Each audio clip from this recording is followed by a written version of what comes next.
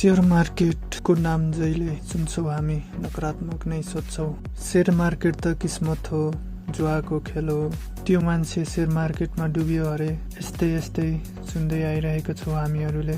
यस्तै सुन्दै आइरहनु भएको छ होला हजुरहरू, अथवा शेयर मार्केटको क्रेज देखिरहनु भएको छ होला अहिले नेपालमा। त्यही क्रेज अनुसार हजुरहरूले पनि शेयर मार्केटमा पैसा राख्नु भएको होला। युट्युबको भिडियो हेरेर अथवा टिभीमा टिप्स सुनेर अथवा साथीहरूले युट्युब शेयरको बारेमा जानकारी दिएका होलान्, त्यही सुनेर हजुरहरू पनि शेयर मार्केटमा पैसा राखिरहनु भएको छ होला। हामी सबैले नै यस्तै गरिरहेका छौँ, गर्दै आइरहेका छौँ। हामीहरू न त राम्रोसँग शेयरको बारेमा जानकारी नै लिन्छौँ, बस आधा अधुरा कुराकानी सुनेर सिधै शेयरमा लगानी गर्दछौँ अनि पैसा डुबाउँदछौँ। त्यसकारणले आजबाट म शेयर मार्केटको बारेमा सिरिज ल्याउँदैछु, हजुरहरूले हेरेर साथ दिनुहोला। म तपाईँलाई यो सिरिजमा आज शेयर मार्केटमा पैसा लगानी गरेर भोलि डबल हुने कस्ता टिप्पणीहरू दिन चाहदैन, शेयर मार्केटको बारेमा सम्पूर्ण जानकारीहरू दिनेछु।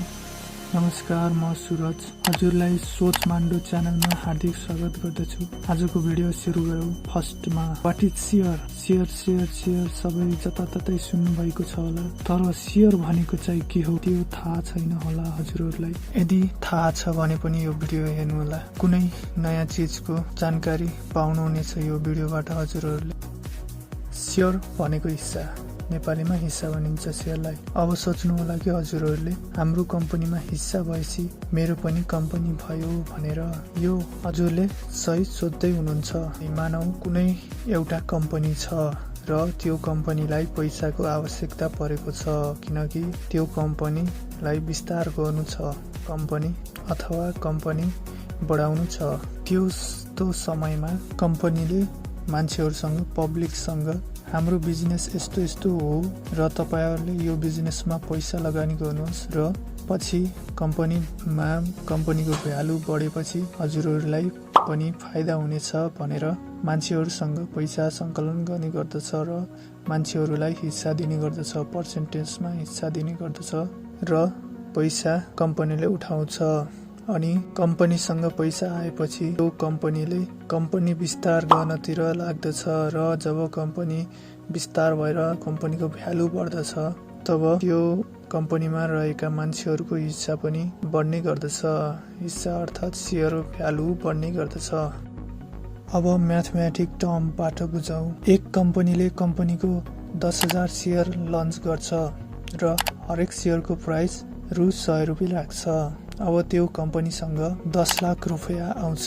त्यो 10 लाखबाट कम्पनीले आफ्नो बिजनेस ग्रो गर्यो, एक्सपान्ड गर्यो, मार्केटिङमा खर्च गर्छ, प्रफिट कमायो, ओभरअल कम्पनीको भ्यालुएसन इम्प्रुभमेन्ट भयो। जब कम्पनीको भ्यालु बढ्यो, कम्पनीको शेयरको भ्यालु पनि बढ्छ र रु 100बाट रु 400 भयो, रु 300 को प्रफिट भयो, जसले त्यो कम्पनीमा लगानी गरेको थियो। हजुरहरूले शेयरको भ्यालु बढेको त थाहा भयो, तर कहिलेकाहीँ कम्पनी डुब्न पनि सक्छ अथवा कम्पनीमा विपत्तिहरू आउन पनि सक्छ। त्यति बेला शेयरको भ्यालु घट्ने गर्दछ। जस्तै देशमा परिवर्तन, रिसेसन आउन सक्छ। त्यस्ता कारणहरूले शेयरको भ्यालु गर्दछ। शेयर कहिले बढ्ने तथा कहिले घट्ने गर्दछ, त्यसैले यसबारे बुझ्नको लागि हामीहरूलाई नलेज हुनु जरुरी छ। त्यसैले यो भिडियो पुरा हेर्नुहोला अनि अब आउने यो भिडियोको सिरिजहरू पनि पुरा हेरेर साथ दिनुहोला।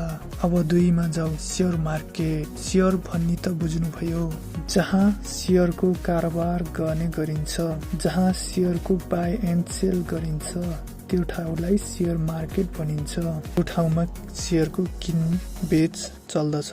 नेपालमा शेयर एक्सचेन्ज गर्ने अर्थात् बाई एन्ड सेल गर्ने एकमात्र स्थान छ, त्यो हो नेप्से। नेप्सेमा नै शेयरहरूको किन्ने बेच्ने गरिन्छ। 3. हिस्ट्री। शेयरको हिस्ट्री बारे बुझौँ।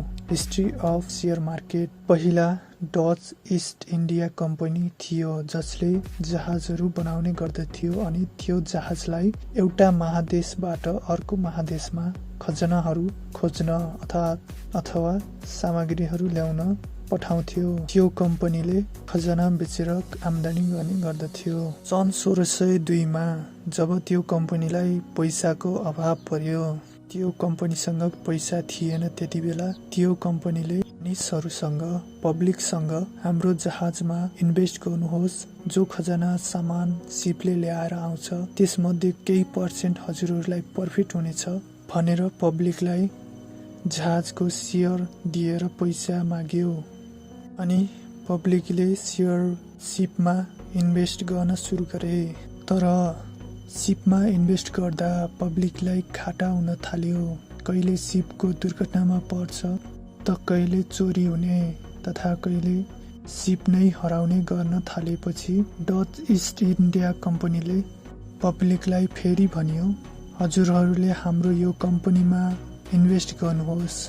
यदि 10 वटा जहाज मध्ये 2-3 वटा जहाजमा प्रब्लम भए पनि अरू जहाजबाट हुने प्रफिटबाट हजुरहरूलाई आफ्नो हिस्साको प्रफिट मिल्नेछ भनेर भनेपछि पब्लिकले त्यो कम्पनीमा पैसा इन्भेस्ट गरे। अनि त्यो कम्पनीले दुनियाँको पहिलो आइपिओ निकाल्यो र त्यहाँबाट सेयरको किनबेच सुरु भयो।